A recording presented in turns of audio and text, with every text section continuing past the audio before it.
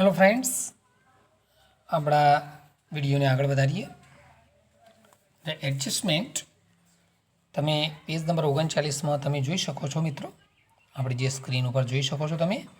Vote I એમ પહેલો જ લીટી છે. What I am suppose to do then this damn cough just doesn't let it.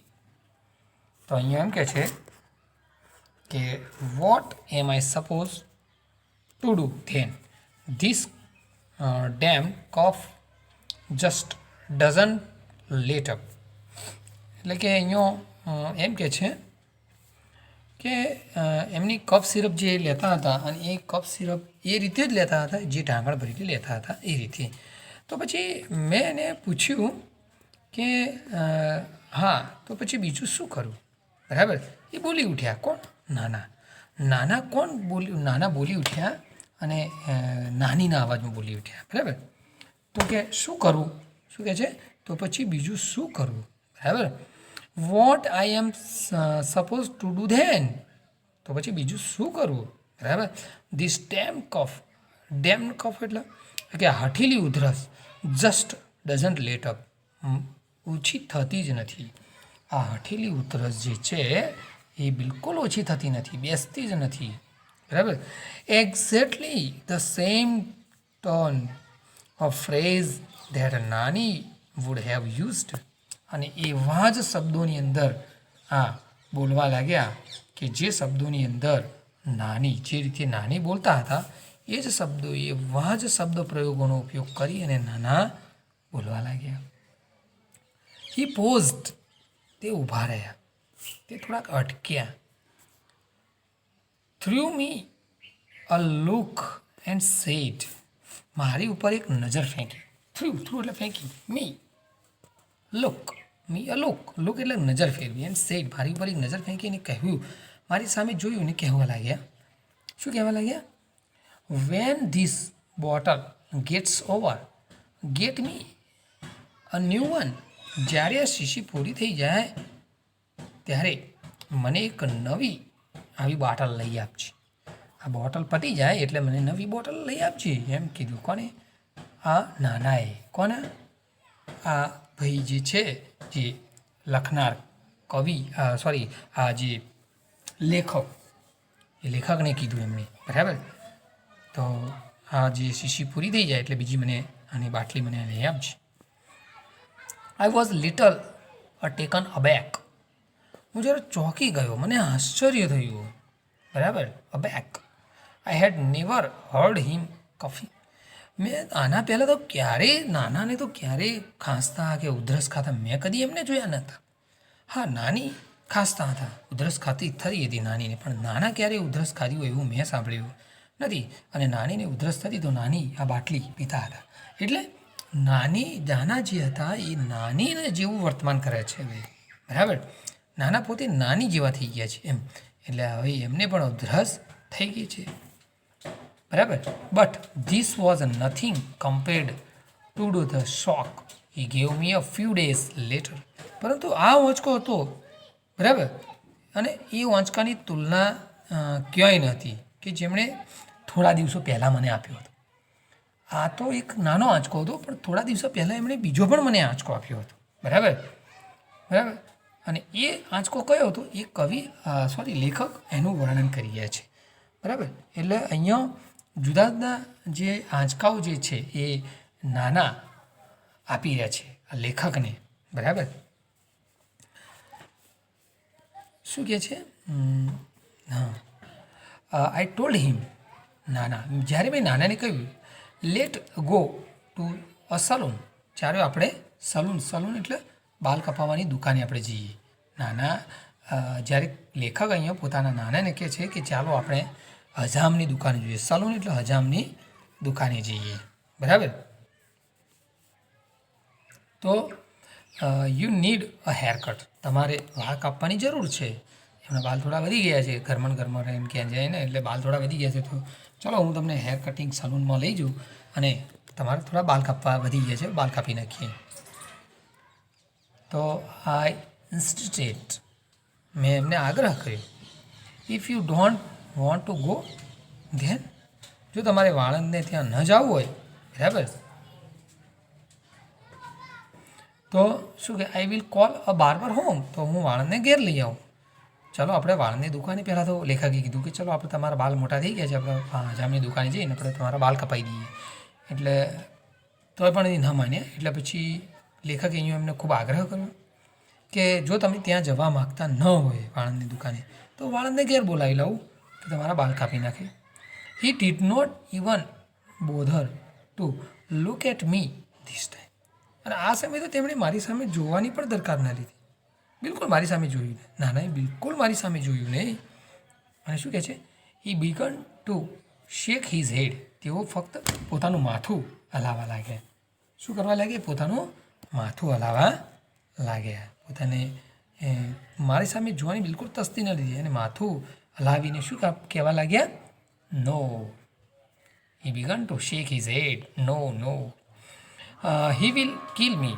એ મને મારી નાખશે. જે વાળંદ જે છે એ મને મારી નાખશે એવું કહેવા લાગે. He does not like my hair cut short. તેમને મારા ટૂંકા વાળ કપાવવા ગમતા જ નથી. He will never approve. તેઓ ક્યારેય મને વાળ કપાવવાની મંજૂરી નહીં આપે. એટલે નાના પોતાની વાત નથી કરી રહ્યા, એ પોતે નાનીની વાત કરી રહ્યા છે. એ પોતે નાનીના સ્વરૂપની અંદર કહે છે કે તેઓ મને બાલ કપાવવાની છૂટ આપશે નહીં. છૂટ આપશે નહીં એટલે કોણ નહીં આપે? નાના. પોતે નાની બની અને નાના વિશે કહે છે, બરાબર. તો અહીંયા એમ કહે છે કે હી વિલ નેવર એપ્રૂવ. તે મને ક્યારેય પરવાનગી નહીં આપે છે નહીં બાલ કપાવવાની. His intonation was nasal. બરાબર. His intonation was nasal. એમનું જે ઇન્ટોનેશન એટલે કે જે બોલવાનું જે હતું, બરાબર, બોલવાના શબ્દો જે હતા એ વોઝ નેઝલ. નાકમાં થઈને બોલતા હતા, જેવું નાની બોલતા હતા. એક્ઝેક્ટલી લાઈક નાની જેવું બોલતા હતા નાકમાંથી, એવું ને એવું આ નાના નેઝલ કેવિટી દ્વારા બોલવા લાગ્યા, બરાબર. It seems as if it was a નાની. અને એવું જ લાગતું હતું જાણે કે નાની બોલતા ના હોય એવું જ લાગતું. Who was a speaking. નાની હુ વોઝ સ્પીકિંગ. અને નાની જ બોલતા હોય એવું લાગવા લાગ્યું. આઈ મૂવડ બેક. હું થોડોક પાછો ફર્યો, બરાબર, પાછો હટ્યો. A little worried. અને મને થોડી ચિંતા થઈ. થોડો પાછો હટ્યો અને મને થોડી ચિંતા થઈ, બરાબર. આઈ હેડ અ ફ્રેન્ડ ડૉક્ટર કેડી કામલે. ઘણી વખત આ પૂછાય છે ડૉક્ટર કેડી કામલે વિશે, બરાબર. તો કે સાચા ખોટાની અંદર કે ડૉક્ટર કેડી કામલે કોણ હતા? તો કે કેડી કામલે એક સાયકેટ્રિસ્ટ હતા અને આ લેખકના એક મિત્ર પણ હતા. આઈ હેડ અ ફ્રેન્ડ, કે મારા એક નિષ્ણાત ડૉક્ટર છે doctor K D Kamble, a psychiatrist. I call him over. મેં તેમને બોલાવી લીધા.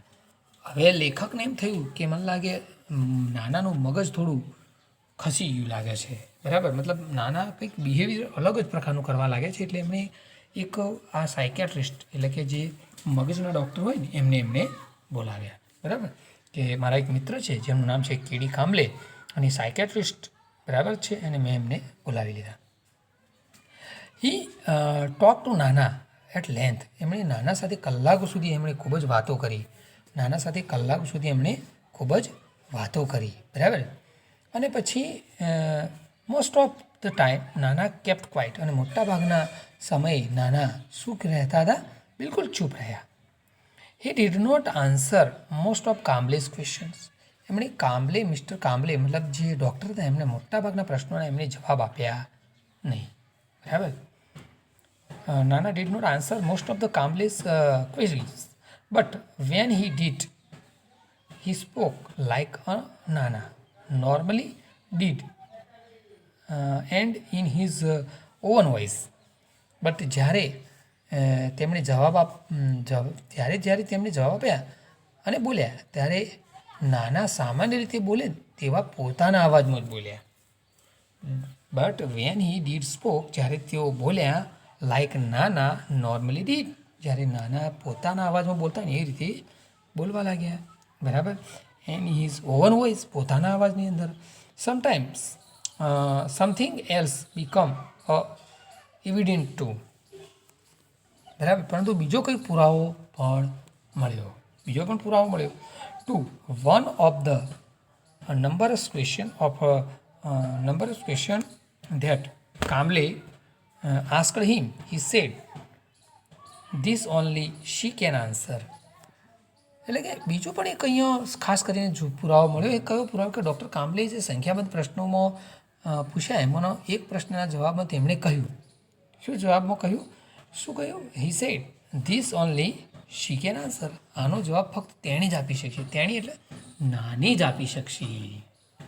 બીજા પ્રશ્નો પૂછ્યા પણ એની અંદર એક સરસ મજાનો પુરાવો મળ્યો. એમને જે કામ્બલે ઘણા બધા પ્રશ્નો પૂછ્યા તો બધાનો જવાબની અંદર મોટા ભાગે કશું નાના બોલ્યા જ નહીં. અને બોલ્યા એ જ પણ પોતાના અવાજની અંદર. નાના સામાન્ય રીતે જે બોલ્યા ને એ જ અવાજમાં. પરંતુ અહીંયા બીજો પણ એક પુરાવો મળ્યો કે ડૉક્ટર કામ્બલે સંખ્યાબંધ પ્રશ્નો પૂછ્યા એમાંના એક પ્રશ્નમાં જવાબમાં એમણે એમ પણ કહ્યું કે આનો જવાબ તો નાની જ આપી શકશે, તેણી નહીં આપી શકશે. એટલે કોણ? નાની. બરાબર. I will ask her when she comes. અને જ્યારે તે આવશે ત્યારે હું એને પૂછી લઈશ. નાનાએ એમ પણ કીધું કે જ્યારે તે હાલ તો અહીંયા ઘેર હાજર છે, અહીંયા હાજર નથી. બરાબર. અહીંયા હાજર નથી, ક્યાંક બહાર ગઈ છે. પરંતુ જ્યારે તે આવશે ત્યારે હું એને પૂછી નાખીશ. બરાબર. હવે આગળ જોઈએ. Doctor Kamble shook back. Dr. Kamble shot back. Where he is gone? Doctor Kamble પાછો વળતો એને પ્રશ્ન જ કર્યો કે ત્યાં ક્યાં ગયા છે? કોણ? નાની ક્યાં ગયા છે? The end of his lips curled a little in a smile. તેમણે પોતાના હોઠ હતા થોડાક ત્રોસા કર્યા. કોલ્ડ મરકાયા. બરાબર. લિટલ એટલે થોડાક મરકાયા અને સ્માઇલ કરવા લાગ્યા. Oh she doesn't really ever tell me her whereabouts. બરાબર. એટલે કે તે ક્યારેય મને પોતાના ઠેકાણા કહેતી નથી. એ ક્યાં જાય છે ખરી, પણ એ ક્યારેય એમ મને કહીને જતી નથી કે તે ક્યાં જાય છે, આ જગ્યાએ જાય છે કે પેલી જગ્યાએ જાય છે. એમ પોતાના ઠેકાણા ક્યારેય મને કહેતી નથી.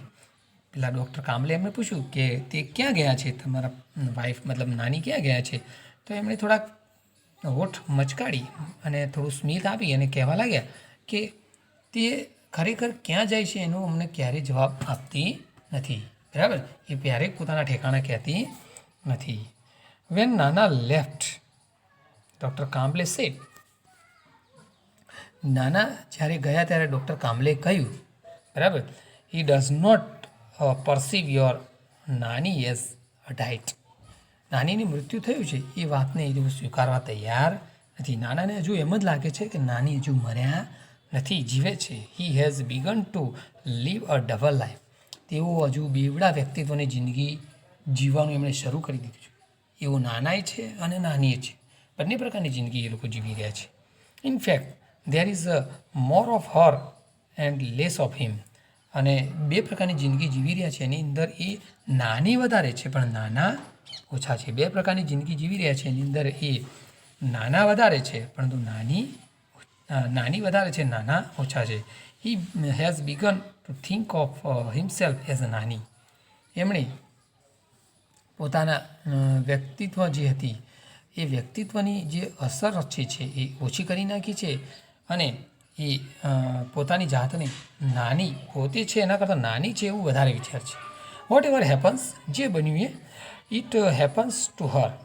જે કંઈ બને છે, બરાબર, જે કંઈ બને છે એવું પોતાની સાથે બને છે એવું નહીં, નાની સાથે જ બને છે એવું એમને લાગી રહ્યું છે. બરાબર. એવો એમની અંદર હવે નાનેના વ્યક્તિત્વની વધુ અસર જોવા મળે છે અને પોતે જે કંઈ ઘટના બની છે એ નાની સાથે જ બને છે એવું તેઓ વિચારી રહ્યા છે. She is the one who needs to be fed. બરાબર.